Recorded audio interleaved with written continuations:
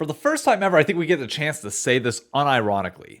Cloud9 has lost the offseason. I know this could come back to bite me in the ass, and I could very clearly see C9 clipping this and using it if the roster obviously works out. But it looks like we got the locked 5 players for C9 going into 2025. And let's go over why this is interesting and why the community seems to be pissed. First, there were 2 players that departed the roster from this past year. Berserker notably wanting out of Cloud9 on his own accord, and Jojo Pune getting fired. So the pieces that you're then left with were Thanatos, your young top laner from Korea, Blabber in jungle, and Vulcan. Many people a little bit mixed on Vulcan. Not sure if they wanted him replaced or not, but from the sounds of it, he's going to be remaining. So what pieces do they bring in? Well, they had issues with shot calling, macro, and just general leadership in the locker room for whatever reason. So they bring in a veteran ADC who is familiar to C9, familiar to the program, and honest to God, I think is a good move in Sven. He might not be the hyper carry that you're playing through every game, but I don't think that's what you need at this point, given that, especially when you know that C9 is likely going to import mid. Jojo Pune was the only native mid that they have tried out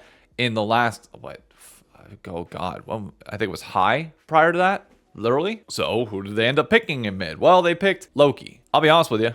I don't know who he is. I'm going based off a general perception of those that I believe to be informed in the space. And from what I hear, he's not even the best Korean challenger player that they could have grabbed. But for whatever reason, Cloud9 picked him. So hey, fine, all you. Which now means that you have young, hopefully faces of the franchise in both mid and top lane to help carry you through the game, which seems like a viable strategy given that you picked up Sven, put him on utility, let him, Vulcan, and Blabber assist mid and top to carry you to wins. Sounds decent, right? Especially Thanatos looked pretty good in his first split in North America. Loki, we have absolutely no clue on. But even with that said, that feels like the glass half full answer, because the truth is, I don't think these moves put Cloud9 on the same playing field as FlyQuest and Team Liquid at all. Going into this year, C9 is pretty much on par with 100 Thieves, who have retained most of their roster. We're still waiting to hear about the bot lane, but both of these teams need to do something to be able to step up to FlyQuest and TL's level, because FlyQuest and TL, they're not going to get worse in theory. I mean, they could fall off. Somebody falls off every single year, but you hope that we're finally past the point where that happens. All these guys seem to be in their prime. Nobody's really aging out yet. Nobody's hands have fallen off. So you got to do something to really elevate yourself to get up to their level. And I'm not sure that C9's done that. But honestly, that's not the real reason why they quote unquote lost the offseason. It's because community perception seems to be going against them. There's a very heavy push right now for people to pick up young North American players on their roster, especially given the success of Team Liquid with APA and with Yawn, with Masu and Busio. People want to see North American players in North America. Shocking, I know. But I want to dispel this part of it right now. I don't think there's an NACL pickup for mid lane. I just asked on Twitter the other day, what are the top prospects, the names that we should be looking at GMs and saying, if you don't pick up these people, you are absolutely trolling and we need to be questioning your job. The one role that did not appear all that often was mid lane. So I'm not going to be mad at Cloud9 for bringing in a Korean import in mid lane. I don't think anybody is. The majority of the league is going to be Korean in mid lane again. Like, that's just where we are, other than APA and Insanity we don't know about yet, but they're really the only two. And when we have no true like NACL prospects, like, it's fine that we're continuously importing mid. That's like, nobody's got an issue with that. The issue for C9 is that you stop doing it elsewhere. And I think like the biggest one that people are going to look at, and the reason why people are annoyed with C9, is that when you go into this past offseason, we have been asking for Surdy to find a team in the LCS. And had this been like Cloud9 2016, 2017, I wouldn't have thought, well, it would have been like, yeah, Surdy's probably going to Cloud9 the second they get an opening, especially when they bench Fudge. But no, they bring in Thanatos, and while yes, Thanatos is good, it doesn't resonate well with people. I think had Cloud9 picked up Surdy after Spring Split, there wouldn't be a single person complaining about the C9 roster, nor the situation going on, because you would have had that young North American talent to go up alongside Blabber, alongside the veterans elsewhere on the roster, and then you do have a Korean imported player, which is perfectly fine. Nothing wrong with that. Like, nobody's against importing in this league. What people are against is the obsessive taking of tier 2 talent elsewhere and not promoting from North America, when now we have clear and direct proof that those players can be coached up to that level if they're put in the right environment. There's a ton of ADCs down in the NACL, but again, I don't think that solves C9's problem of needing veteran leadership and somebody that's used to the C9 culture. So I don't blame them for this Ven pickup. It's just that Surdy top lane one that everybody's just sitting here like, dude, you burnt through your goodwill. But all this got lit on fire even further whenever LS pointed out something that I've been kind of calling now for a bit, that Cloud9 has entered their TSM arc. Now, before I go into this, obviously I'm biased.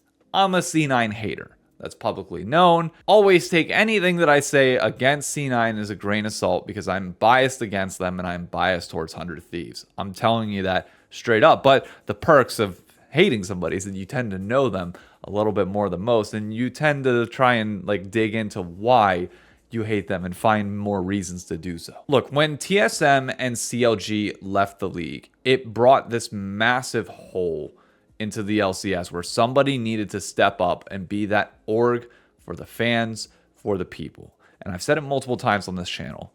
C9 was never that. The thing that made C9 what they were is that they were the antithesis to C9. They were the counterpart that could bounce off of them.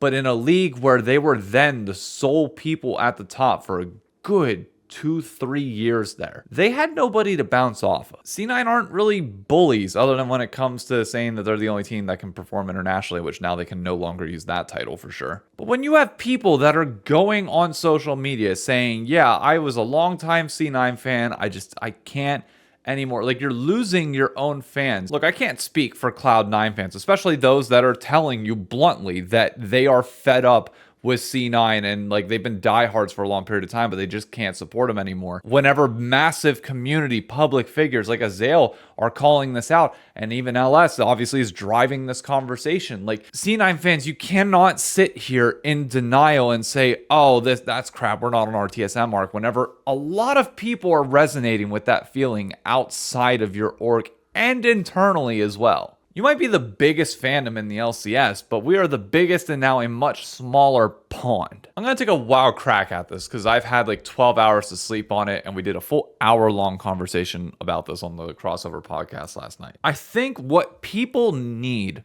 from North America right now is hope for the future, which means investing in young North American talent. You need somebody at the top that feels like they can grow North America. And for whatever reason, C9 does not feel like they're going to grow our region. What will be most telling is looking at FlyQuest and 100 Thieves. Okay, because FlyQuest specifically like had the Great Worlds result, now have something to believe in. You've got the Loudmouths, which are weirdly opposite to what the brand kind of does with like the charity donations. Like the brand of FlyQuest is nowhere near like close to TSM and like the trash talk that they would be, which matches more of what the FlyQuest players are now. But the question is, can they grow a fandom? Can you continue to grow the LCS and buy back into the ecosystem by rewarding North American players, by investing in younger talent, by investing in the scene in general? We will see. But Cloud9 had 3 years to do so, and we kept shrinking during that process. Granted, a lot of that was legacy fans leaving, but your job as the